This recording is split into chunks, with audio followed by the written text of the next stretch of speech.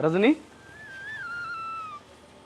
या चाची आई थी ना, या तेरे रिश्ता खातर आई थी। बढ़िया घर बार बताओ है और पढ़िया लिखा छोरा है। भाई जो काम मैं कहूँ थी ना वही कर दिया नहीं आपने। क्यों क्या? पहले आप अपना कराओ ना।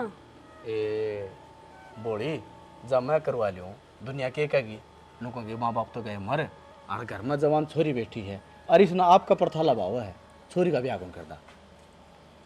भाई घर का नहीं देख, दुनिया की ना सुने। ए बोली बेबे, घनी शानी ना बना, ठीक से ना।